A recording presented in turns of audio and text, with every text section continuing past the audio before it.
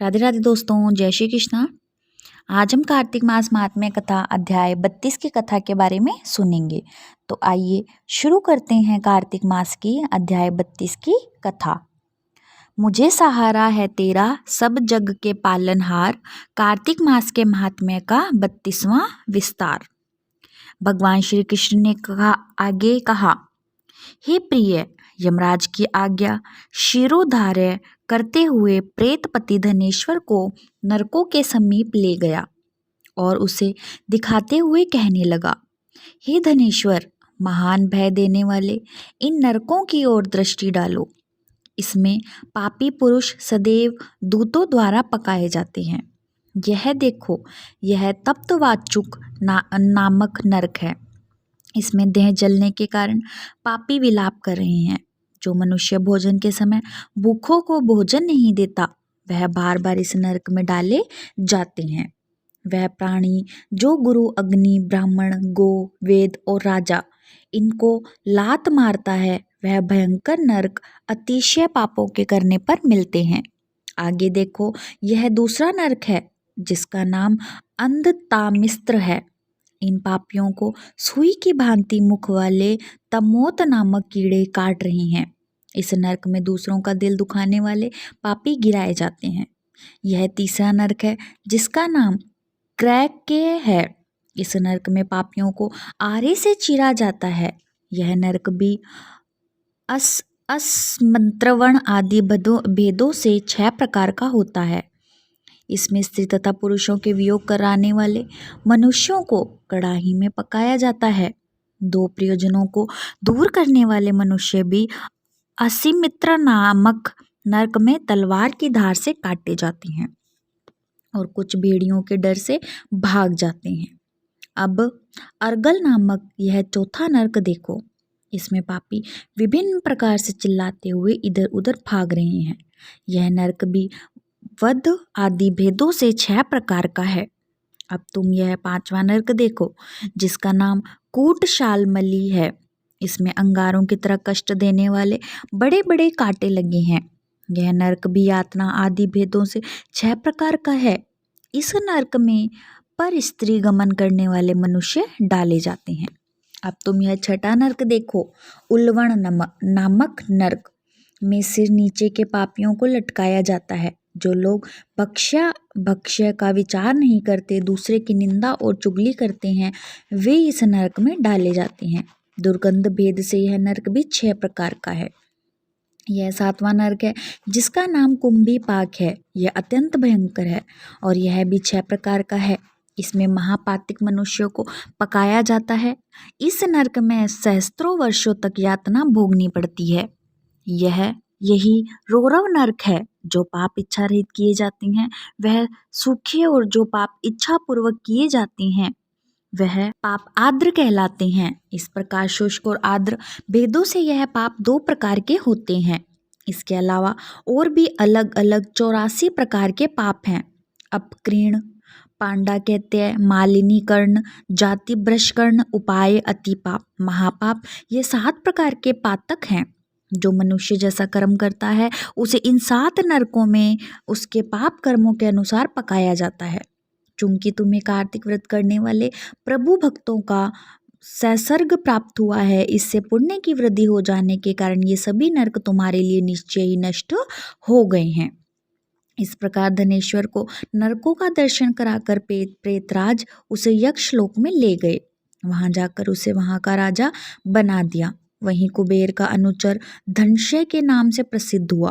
बाद में महर्षि विश्वामित्र ने उसके नाम पर तीर्थ बनाया था। कार्तिक मास का व्रत महाफल देने वाला है।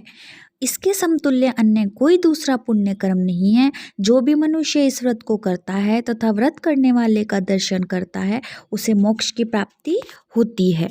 और इसी के साथ हमारा यह 32वां अध्याय पूर्ण हुआ। अब हम सुनेंगे कार्तिक मास का 33वां अध्याय।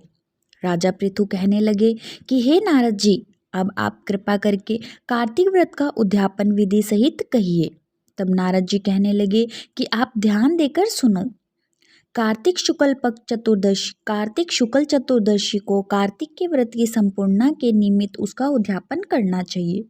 सारे घर में गोबर का चौका लगावें, तुलसी के ऊपर मंडप बनाएं, द्वारों पर मिट्टी के 4 द्वारपाल बनाएं जिनका नाम पुण्यशील, सुशील, जय और विजय रखें। तुलसी के समीप सर्वतोभद्र चक्र बनाएं, उनके पास पंचरत्न युक्त कलश रखें। श्री लक्ष्मी नारायण की सोने की मूर्ति बनाएं। फिर नवग्रह, उपग्रह, 10 दिक्पाल तथा पंचलोकपाल आदि स्थापित करें। सर्वप्रथम स्वास्ति करके गणेश या विष्णु आदि देवताओं का विधि से श्रद्धापूर्वक पूजन करें। भगवान को सुंदर पीले रंग के वस्त्र, रेशमी वस्त्र पहनाएं। फिर शयादान करें, ब्राह्मण को भोजन कराएं, गौ की पूजा करके गोदान करें। ब्राह्मण की समपत्नी भोजन करावें, दोनों को वस्त्र, पात्र तथा दक्षिणा देकर संतुष्ट करें। फिर उनके चरण स्पर्श करें, उनका आशीर्वाद ग्रहण करें। यह सब विधि पूर्वक तथा श्रद्धा सहित करने से सभी व्रतों का पूर्ण फल प्राप्त होता है और अंत में विष्णु लोक को जाता है। जो मनुष्य कार्तिक के व्रत को कहता, सुनता है तथा देखता है, उसको भी व्रत करने के समान चौथे भाग का फल प्राप्त होता है। और इसी के साथ यह हमारा 33वां अध्याय भी पूर्ण हुआ और इसी के साथ हमारी यह कथा भी पूर्ण हुई। अब हम सुनेंगे श्रीहरि की एक व्रत कथा, लप्सी और तपसी की। एक लप्सी था, एक तपसी था। तपसी हमेशा भगवान की तपस्या में लीन रहता था। लप्सी रोजाना 1.25 सेर की लप्सी बनाकर भगवान का भोग लगाकर जीम लेता था। एक दिन दोनों लड़ने लगे। तपसी बोला, मैं रोज भगवान की तपस्या करता हूँ, इसीलिए मैं बड़ा हूँ। लप्सी बोला, मैं रोज भगवान को 1.25 सेर लापसी का भोग लगाता हूँ, इसीलिए मैं बड़ा हूँ। नारद जी वहां से गुजर रहे थे। दोनों को लड़ता देखकर उनसे पूछा कि तुम क्यों लड़ रहे हो। तपसी ने खुद के बड़ा होने का कारण बताया और लप्सी ने अपना कारण बताया। नारद जी बोले, तुम्हारा फैसला मैं कर दूंगा। दूसरे दिन लप्सी और तपसी नहाकर अपनी रोज की भक्ति करने आए तो नारद जी ने छिपकर 1.25 करोड़ की एक एक अंगूठी उन दोनों के आगे रख दी।